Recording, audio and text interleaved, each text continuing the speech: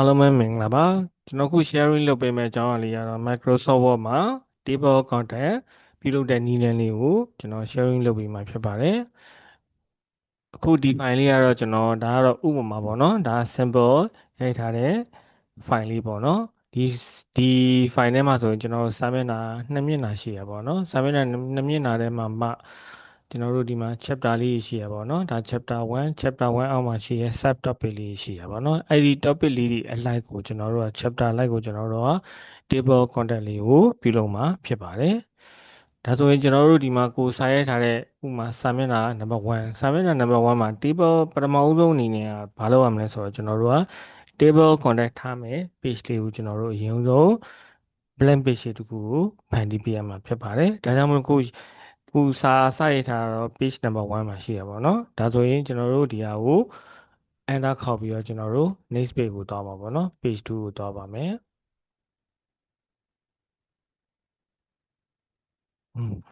page 2ရောက်သွားပြီဆိုလို့ရှိရင်ဒီပုံမှာကျွန်တော်တို့ကဒါကတော့ blank page ဖြစ်သွားပြီပေါ့နော် blank page ဖြစ်သွားပြီဆိုလို့ရှိရင်လည်းကျွန်တော်တို့က table content လုပ်ဖို့အတွက်ဒီ topic လေးတွေမှာကျွန်တော်တို့က style လေးတွေချိန်ရအောင်ပဲเนาะ style လေးတွေချိန်မှာ style ဘယ်ကနေတွက်ချိန်မလဲဆိုတော့ကျွန်တော်တို့ဒီ home tab ထဲမှာရှိတယ်ဒီ home tab ထဲမှာရှိရကျွန်တော်တို့ဒီ style group တွေကဒီ style group တွေကနေတွားပြီးတော့ချိန်မယ်เนาะဒါတော့ heading တော့ chapter 1ဆိုတဲ့ heading ကိုကျွန်တော်တို့ကဒီ heading အနေနဲ့ကျွန်တော်တို့ click လုပ်ပါမယ်ဒါ sub heading ဖြစ်တဲ့ကြောင့်ကျွန်တော် sub heading ကိုကျွန်တော် heading 2အနေနဲ့ထားပါမယ်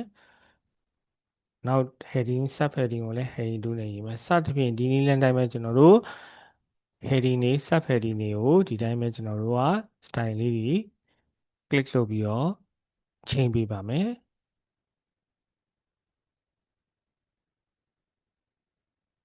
ဒါ page 2ရောက်ပါပြီပေါ့နော်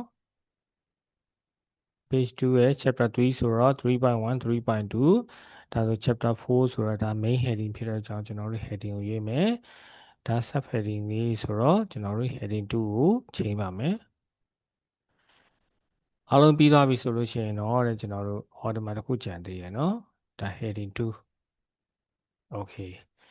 ဒါရပြီဆိုတော့ကျွန်တော်တို့ဘယ်ကိုသွားမှာလဲဆိုတော့ကျွန်တော်တို့ကာစာလေးဒီမှာထောက်ပါမယ်ပြီးရင်ကျွန်တော်တို့ဒီ reference ဆိုတဲ့ ribbon tab လေးကိုတွားပါမယ်ဒီ reference ထဲမှာရှိရဲတဲ့ကျွန်တော်တို့ဒီမှာ table content လေးကိုကျွန်တော်တို့ create လုပ်ပါမယ်ဒီ table content ထဲမှာကြာလာတဲ့ box ထဲမှာကျွန်တော်ဘာရွေးမလဲဆိုတော့ဒီ automatic text tool ဆိုတာလေးကိုရွေးလိုက်ပါမယ်နော်ကိုကတော့ဒီ automatic text ပိုင်းအောင်ရတဲ့ရွေးချင်တယ်ဆိုလည်းရွေးလို့ရပါတယ်ဒါကသူကပုံစံလေးကြီးပြောင်းသွားမှာပေါ့နော်ခုကျွန်တော်ကတော့ခုဒီမှာ automatic text tool ပဲကျွန်တော်ရွေးပါမယ်ဒါ click လုပ်လိုက်ပါ click လုပ်ပြီဆိုတာနဲ့ခုန blank page လေးမှာကျွန်တော်တို့ခုနရွေးခဲ့တဲ့ table content က page number လေးလည်းကျွန်တော်တို့ automatically ဘာဖြစ်သွားလဲဆိုတော့ create လုပ်ပြီးတော့မှာဖြစ်ပါတယ်တကယ်လို့ကိုကဒီအကြောင်းအရာတွေအားလုံးကိုက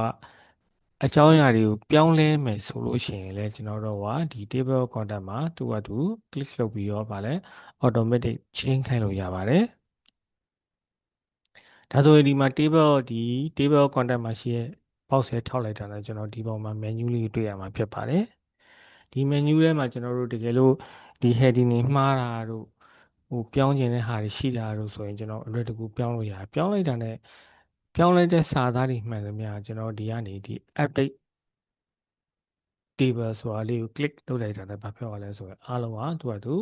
automatic ပြောင်းသွားမှာဖြစ်ပါတယ်ဒီမှာ contact တွေမှာရှိရင် upgraded page number only လာတယ်ဒါ upgrade entire table လာတယ်ကျွန်တော် entire table ပဲ entire table တခုလုံးရွေးမယ်ဒါကတော့ page number တွေပြောင်းချင် page number တွေကိုချိန်မှာ and upgrade entire table ဆိုရင် entire table ကိုရွေးပါကျွန်တော်တို့ခု entire table ရွေးပြီးတော့ okay လုပ်လိုက်တာ ਨੇ တကယ်လို့ပြောင်းလဲတဲ့စာသားတွေရှိလို့ရှိရင်သူ့ဘာသူဒီမှာပြောင်းလဲသွားလိမ့်မယ်ပေါ့နော်ဥပမာဆိုပါတော့ဒီမှာပထမဆုံး chapter 4ဟာလေးကိုကျွန်တော်တစ်ချက်ချင်းကြည့်ရအောင်เนาะ chapter 4ဟာလေးကိုတစ်ချက်ချင်းကြည့်မယ် chapter 4 heading လေးကိုကျွန်တော်ချင်းကြည့်မယ်ပေါ့နော်ဒါဆိုဒီမှာထောက်ပြီးရင်ကျွန်တော်အဲ့နာမှာ aggressive 1ဆိုပြီးကျွန်တော်ရိုက်လိုက်မယ်เนาะကျွန်တော်နံပါတ် roman နံပါတ်လေးရိုက်ကြည့်လိုက်เนาะပြီးရင်ဒီမှာ save လုပ်လိုက်မယ် save လုပ်ပြီးတာနဲ့ကျွန်တော်တို့ဘာလုပ်မလဲဆိုတော့ဒီကနေပြီးတော့ contact မှာကျွန်တော်တို့က update table ရွေးပြီးရင် enter table ဆို okay လောက်တာနဲ့ကျွန်တော်ဒီမှာကိုပြောင်းလဲစာသားလေးကပြောင်းလဲသွားမှာကိုမြင်ရမှာဖြစ်ပါတယ်အဲ့ဒီနီလန်တိုင်းပဲကျွန်တော်တို့ကဘာလုပ်ရမလဲဆိုတော့ကြံခဲ့တဲ့ဥပမာကိုကဒီတိစစ်တွေပါရိုက်တယ်နော်ဒီဝီဒိုစာအုပ်လိုမျိုးစာ